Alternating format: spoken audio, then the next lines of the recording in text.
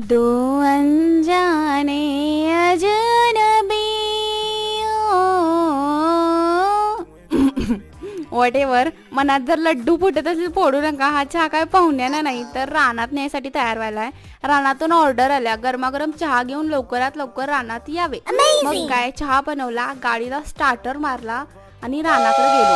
आणि मंडळी आमच्या रानात जायची ही गरगरीत वाट कसली आहे आणि विषय हाड मस्तच.